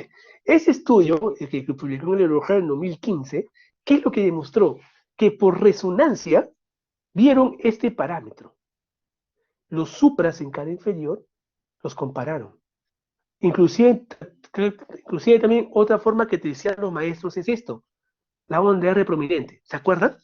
Onda R prominente, ¿qué era? Si tú lo volteabas y simulabas que era un infarto posterior, esa onda R en AB prominente en B1 es una Q, pero invertida en la cara posterior.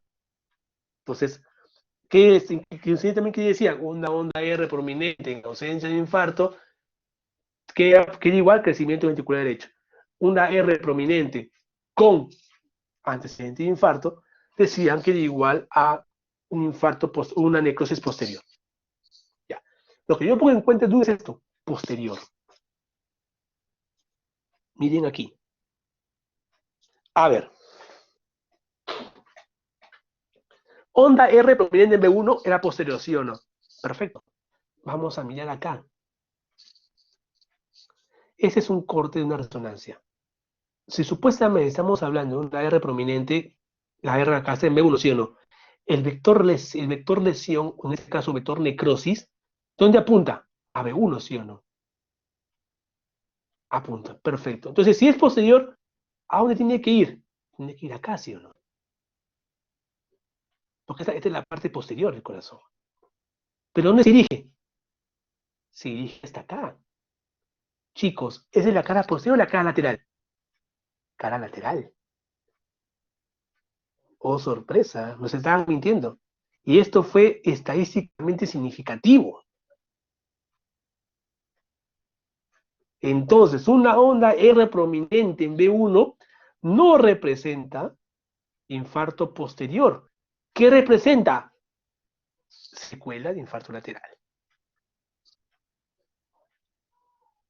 No lo digo yo, lo dice la resonancia. Y ustedes verán a quién creen entonces. Listo. Los demás son ejemplos, ¿de acuerdo? Que voy a explicarlos poco a poco para que ustedes más o menos entiendan, ¿ya? Y al final empezamos con las preguntas, ¿ya? Por favor, escriban sus preguntas para poder subsanar. Me interesan que ustedes intervengan en este taller, porque es un mundo muy amplio para aprender, ¿no? Unas 4 semanas, 3 semanas que creo que dura el segmento de misión interna de Richie, no alcanza, ni siquiera 3 años recién se alcanza para aprender cardiología.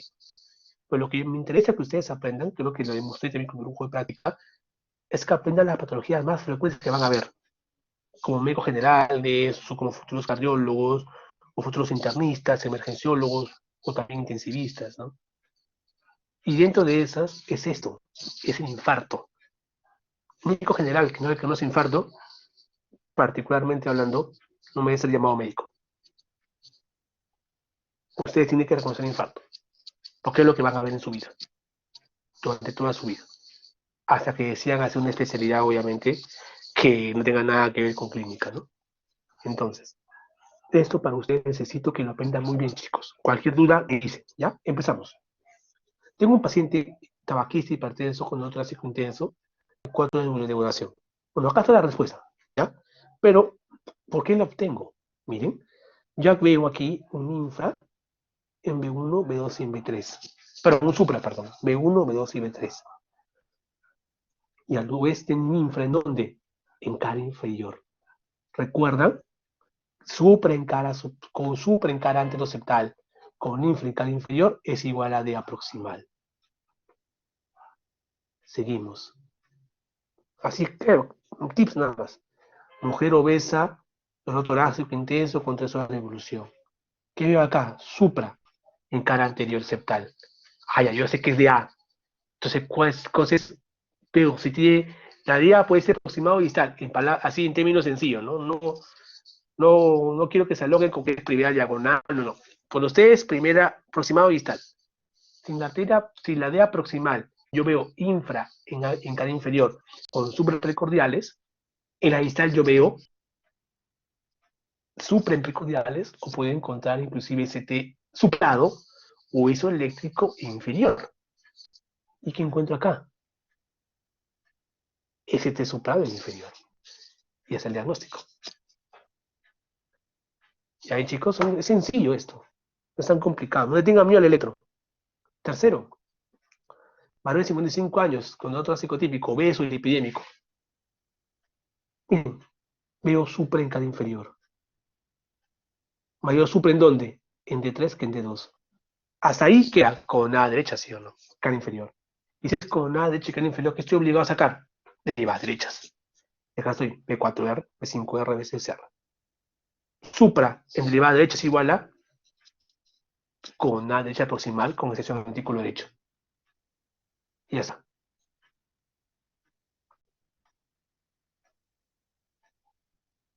Este es el ejemplo que les dije. Cuando yo veo supra en múltiples derivadas, y acá yo veo un supra cóncavo. Claro, les había dicho que no siempre en medicina todo es absoluto, ¿no? Pero generalmente los supras cóncavos, de forma difusa, es sugestivo de pericarditis, que luego vamos a ver ya muy bien en la clase que se ha reprogramado. Hay más criterios más, ¿ya? Por lo tanto, chicos, conclusiones de esta práctica. El vector lesión se representa con alteración en ST y solo con ST elevado se puede corregir o correlacionar, perdón, con la tarea culpable de infarto. En segundo lugar, para definir una culpa patológica se debe seguir definiciones operacionales, pero siempre correlacionado con el contexto isquémico, por favor, ¿ya? Y siempre que sean 2 o más derivadas continuas. Tercero, la tomografía de los territorios coronarios se puede ponerle una palabra sencilla, de anteroseptal, CD inferior, posterior entre comillas, y con excepción al ventrículo derecho, y circunfleja lateral. Importancia vital, el electro duró 10 minutos, y eso es importante, tomen rápido el electro y tienen que interpretar rápidamente el mismo, ¿ya? Y para terminar, me olvidé decirles que, como yo defino un ST elevado, ST elevado se define con aumento del CCT o el punto J en 2 o más derivadas continuas, mayor o igual a 1 milímetro, o sea, un cuadradito, excepto en B2 y en B3, donde aquí importa si eres mujer o si eres varón. Si es mujer, la elevación en estos segmentos nada más tiene que ser mayor o igual a 1.5 milímetros, o sea, cuadradito y medio. Si eres varón, importa la edad. Si eres menor de 40 años o mayor de 40 años. Si eres mayor de 40 años, la elevación tiene que ser mínimo mayor o igual a 2 milímetros, o sea, los cuadraditos. Pero si eres menor de 40 años, la elevación tiene que ser mayor o igual a 2.5 milímetros. Solamente la única excepción es en B2 y en B13. En el resto de precordiales tiene que ser mínimo un cuadradito de elevación del punto J o del segmento ST en 2 o más derivadas continuas y en contexto de Angor. Eso es importante. Ahora, las derivadas especiales dijimos que eran ¿cuáles? B3R, B4R, B5R. Basta que tenga 0.5 milímetros de elevación ahí, suficiente. En derivadas posteriores, B7, B8 y B9, igual, 1 milímetro lo mucho, como mínimo que te piden. ¿Ya? Entonces, esas son las definiciones de ST elevado según la Sociedad Europea de Cardiología, Americana de Cardiología, siempre en ausencia de bloqueos de rama, ojo, se que pongo claro, y en ausencia de hipertrofia ventricular izquierda. Ya vamos a verlo en el próximo cursillo de electro. Ahora ya hemos visto lo más fácil, que era cómo identificar la arteria ocupal de infarto en ST elevado. ST elevado es sencillo. Lo complicado viene después, que es ST no elevado. O algunos casos especiales. Por ejemplo, ¿cómo yo diagnostico un infarto en bloqueo de rama izquierda? Si bloqueo de rama izquierda tiene suprada de forma estándar, por decirlo así, por el mismo bloqueo, tiene suprado B2, B3 y B4. ¿Qué es un derivado y es un infarto anterior? No.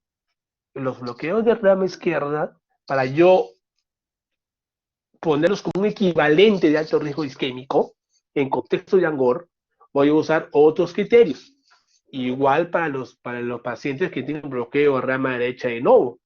Les había enseñado en la clase de bloqueos que la mayoría de los mismos suelen ser inofensivos, pero solamente los bloqueos de rama derecha de novo asociados a infartos son los que tienen peor pronóstico. Ya en la próxima clase vamos a ver cómo diagnosticarlos. Igual vamos a ver otros patrones de alto riesgo. Ya vimos uno hoy día, que es el patrón de tronco, que era un super en ABR mayor que en B1 con ínfulas más precordiales. Mínimo infranivel en 6 o más derivadas, en contexto de Angor, ¿no? Es un paciente de muy alto riesgo isquémico. Y sobre todo un alto riesgo de muerte súbita. Pero al mismo tiempo yo también voy a ver otros patrones. Eso lo van a leer ustedes. Welles, Winter, signo de Chapman, signo de Cabrera, por ejemplo. ¿Para qué sirven? ¿En qué se usa? Y eso lo vamos a hacer en la próxima clase, chicos. ¿Ya? Bueno, ¿alguna pregunta con respecto al cursillo de hoy? Hablen a hoy o Karen para siempre. Chicos, ¿preguntas? Perfecto, Diego. Buenos días. Ya, el patrón en la pericarditis cóncavo, ya. En realidad, como dije, normalmente, se eleva el segmento ST en pericarditis de manera difusa, ¿no? Porque hay una inflamación global del epicable. Pero también puede haber casos de pericarditis que la inflamación sea localizada y podamos ver prácticamente elevaciones en determinados segmentos del electrocardiograma que pueden simular un Zika. Creo que ahí va tu pregunta. Ahora, ¿en dónde más evidencia? Sí, en cara inferior. En cara inferior se ve más frecuente la elevación de segmento ST de forma cóncava, ¿de acuerdo? En ese tipo de pacientes. Por ejemplo, para lo mucho será un 10-15%, no es más. Lo otro es que también hay otros signos electrocardiográficos que me pueden diferenciar. Una elevación cóncava, el ST, porque, ojo, también puede haber elevación cóncava del ST en contexto isquémico, no solo en pericarditis. Mi pregunta es, ¿cómo lo diferencio? Ya, te voy a dar un adelanto en la clase de pericarditis. ¿Ah? ¿Cómo diferencio? Normalmente en la pericarditis, el QRS no se ensancha, o no tiende a ensancharse, porque solamente hay inflamación del tejido epicárdico, no hay necrosis, no hay muerte, no hay algo que enlentezca aún más el potencial de despolarización. Si bien es cierto, una inflamación puede hacer que se vuelva un poco impotencial, pero un tejido muerto es prácticamente como un aislante. Por eso, en una necrosis o un infarto o una isquemia, hay demora en la despolarización por la inflamación y la isquemia per se que genera eso. En cambio, en la pericarditis no hay eso. Por lo tanto, el QRS no suele ser tan ensanchado, el intervalo QT tampoco, no suele ser muy prolongado, y lo que llama la atención es que en ese tipo de elevación cóncava de según ST, sea difusa o sea localizada, muy sugestivo de pericarditis, es la horizontalización descendente del intervalo TP. Eso tiene un signo en particular. Eso me lo dices en la próxima clase. ¿Ya? Ese es como lo diferencio. Ahora, segunda pregunta. Un paciente con clínica de Zika y que tiene un electro con este elevado solo en derivadas B1 y B4, no. No, Diego. No, Diego. No se puede catalogar. Porque el electrocardiograma, o sea, no es que te vas a infartar una parte del septum y una parte de la cara anterior, no. Te infartas una parte, te infartas todo. No se puede capturar con un Zika. Ahora, Zika CT no elevado, creo que es tu pregunta. Ah, no, CT elevado no. Se puede capturar con un no elevado, siempre y cuando las características del dolor del paciente sean de origen típico. Eso es lo importante, tiene que ser un dolor torácico típico para yo poder catalogarlo como Zika. El electro es un complementario a ver si es isquémico o no es isquémico. Pero tu pregunta, yo no lo categorizaría como Zika, más bien ahondaría más en el caso del paciente. Y ese B3 y ese B1 y B4, sobre todo B4, yo lo puedo considerar como una remo precoz, ¿no? A veces las reposiciones precoces suelen elevar un poco el CMST. Sí, no te preocupes, Diego, más bien, muy buena pregunta. A ver, ¿alguna pregunta más, chicos? ¿O todo claro?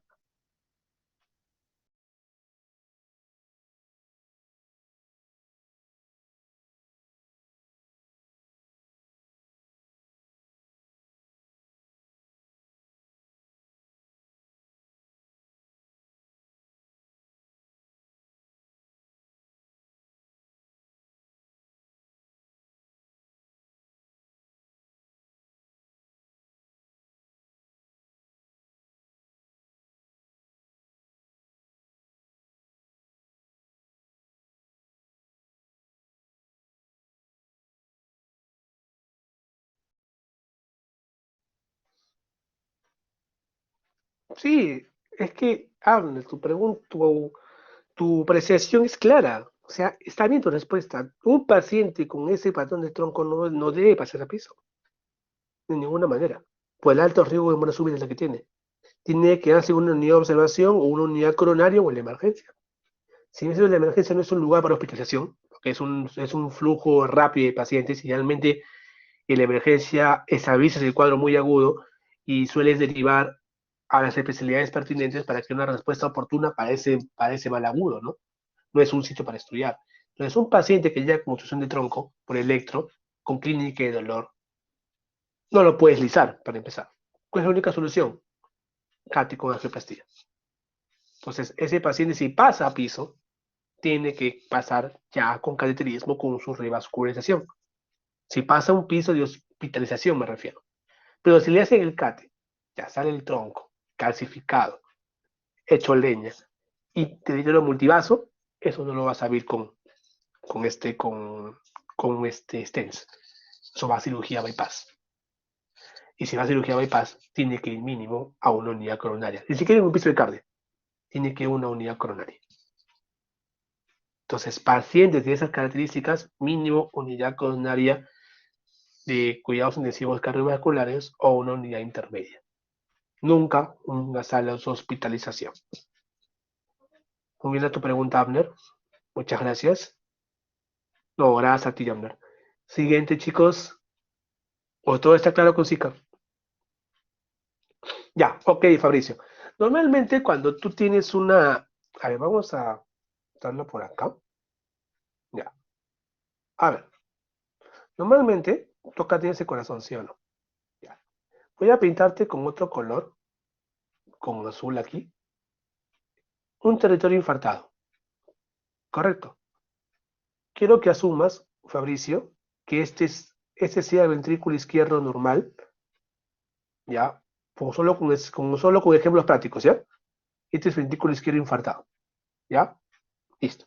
En un ventrículo izquierdo normal, ¿qué es lo que pasa? El impulso va del subendocardio al subepicárdico, ¿sí o no? El impulso de despolarización. Y la repolarización va al revés, ¿correcto? Entonces, normalmente ambos ciclos tienen casi el mismo potencial de duración. Por eso es que se representan de forma armónica en el electrocardiograma. Ni bien acaba acá la despolarización, comienza la repo. Son las áreas de porficio. ¿Qué es lo que pasa cuando yo tengo una área infartada? El área infartada o el área que sufre isquemia, a este área tiene que haber inflamación, ¿sí o no? Por lo tanto, pregunta, en un área que tiene inflamación, ¿el impulso se va a transportar más rápido o más lento? Más lento. ¿Va a durar más o va a durar menos? Va a durar más. ¿Va a tener mayor amplitud o menor amplitud? Menor amplitud. Este fenómeno de aislamiento se llama fenómeno de ventana eléctrica, que va a depender mucho si la isquemia es transitoria, si la isquemia es subendocárdica o si la isquemia es subepicárdica, para yo ver y entender por qué en el electrocardiograma yo puedo tener un complejo QS o una Q embrionaria o una R embrionaria, etc. Ya quiero que le entiendas, Fabricio, más como un concepto de aislante eléctrico que otra cosa. ¿Ya? Espera a ver, Susana, tu pregunta. ¿O tienes alguna pregunta más, Fabricio? Muchachos, también, ¿alguna pregunta más? No, gracias a ti, Fabricio. Pregunta, chicos, ¿o todo está claro con Zika?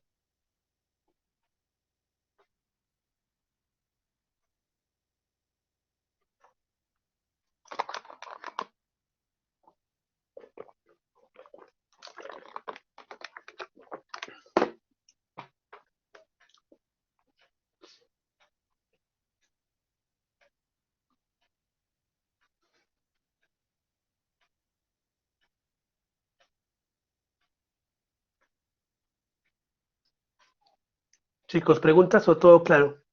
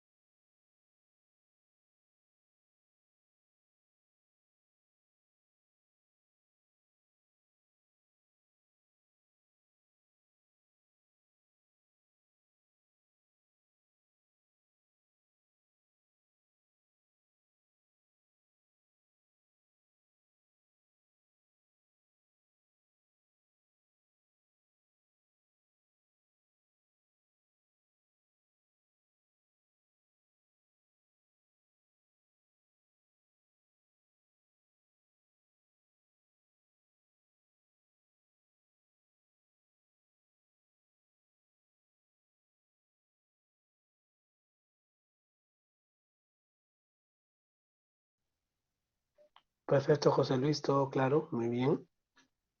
A ver, chicos, los demás no tienen dudas, ¿no? Gracias, Kelly, muchas gracias.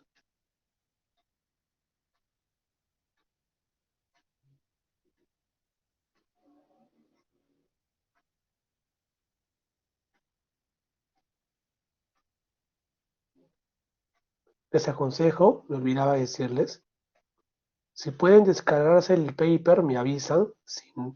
Pero si no pueden descargarse el artículo, me avisan, por favor, ¿ya?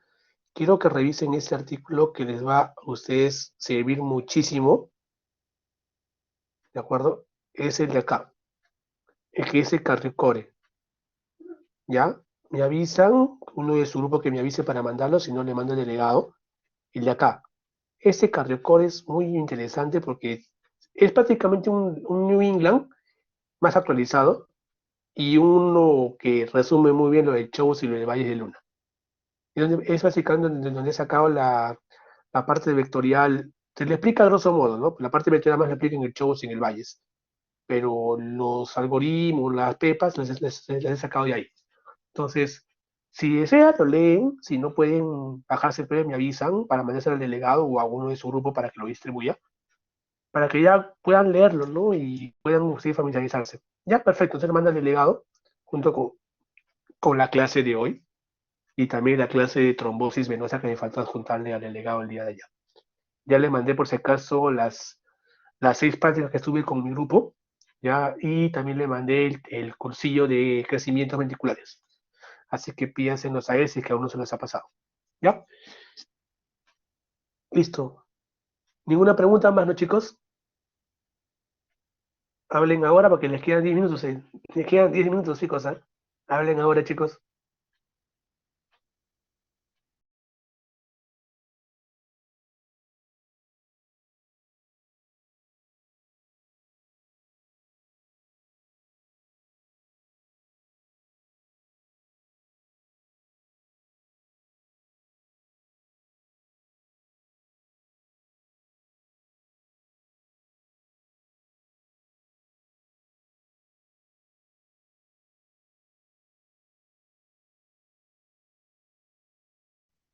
Claro, Zoila, no te preocupes.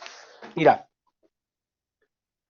el ST elevado se define como elevación del segmento ST o punto J mayor o igual a 1 milímetro en dos o más derivadas continuas, en contexto de dolor y en ausencia de bloqueo de rama izquierda o de hipertrofia ventricular izquierda.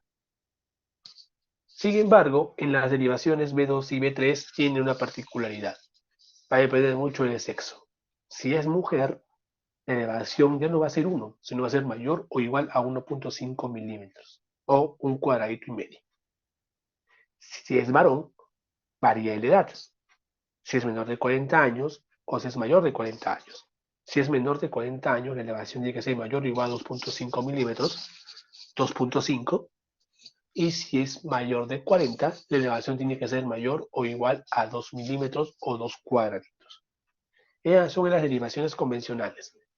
En derivaciones especiales, elevación de B3R y B4R en derivadas derechas mayor o igual mínimo a 0.5 milímetros. Si tienes menos de 40 años, pues tienes más de 40 años, es la elevación mínimo de 1 milímetro. Pero si vemos derivadas posteriores, basta que se eleve ese MNST con mitad de un cuadradito, o sea, mayor o igual a 0.5 milímetros, es suficiente. En B7, B8 y B9 respectivamente. Todo eso es la definición de ST elevado, siempre y cuando sea en contexto de angor y en ausencia de bloqueo de rama, sobre todo a la izquierda, y de hipertrofia ventricular izquierda. Listo, Soy. Espero haberte respondido la pregunta. No sé si tienes alguna pregunta más.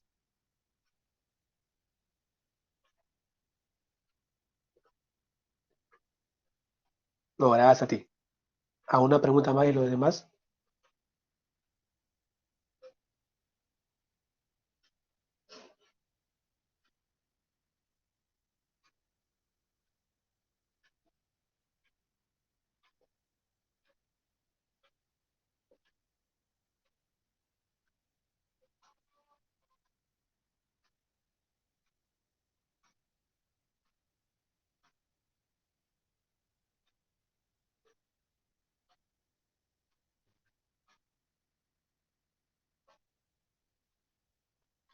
Ok, chicos, veo que no hay más preguntas.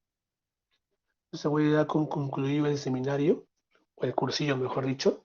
Gracias por su atención. Espero que esta charla haya sido provechosa para ustedes y sobre todo que ya puedan ampliar un poco más su concepto electrocardiográfico y sobre todo que puedan entender bien las alteraciones del electro y no solamente como memorizar algunas cosas puntuales, que si bien ellos sirven para el examen, pero se les va a olvidar. Y la idea es que ustedes sigan ese concepto por mucho tiempo, les va a ayudar a salvar vidas. ¿Ya? Entonces, nos vemos la próxima semana. Creo que me toca seminario con ustedes, o cursillo, de electrocardiografía 2. Y de ahí me toca el 1 y el 2 de junio, los días de práctica con los grupos respectivos. Y ya nos estaremos viendo en la próxima ocasión. Y me toca sobre todo en el último seminario. Pero el último conversatorio me toca con el grupo expositor. Ya le doy una pista, por si acaso. El tema a enfocar en ese paciente es infarto miocardio e infarto en personas jóvenes. Busquen eso. O sea, la charla tiene que, el, el tercer conversatorio que le toca a mi persona es de un paciente joven que viene por dolor torácico. Entonces, les he pasado un electro en particular. Quiero que me definan ese electro. Primero, el diagnóstico, ya ven, el diagnóstico tal, tal, tal. Segundo, el diagnóstico electrocardiográfico de ese paciente. ¿Qué es? ¿Y por qué se llama así? ¿Quién lo descubrió? ¿En qué año? ¿Qué particularidad tiene? Etcétera. Todas sus características. Y el resto de la ponencia tiene que desarrollar infarto en personas jóvenes. ¿Qué tan frecuente es? ¿Qué etiología es más frecuente? Principal mecanismo fisiopatológico de las principales etiologías frecuentes, sobre todo en este paciente. Y sobre todo el tratamiento varía o no varía y la mortalidad varía o no varía si es muy joven o no. Así tiene que centrarse en el conversatorio. ¿Ya? Obviamente, los demás hagan en su informe, así como estamos haciendo, tu diagnóstico diferenciales, por qué, etcétera. ¿De acuerdo? Listo, chicos. Gracias a ustedes. Entonces nos vemos en otra ocasión. Hasta luego.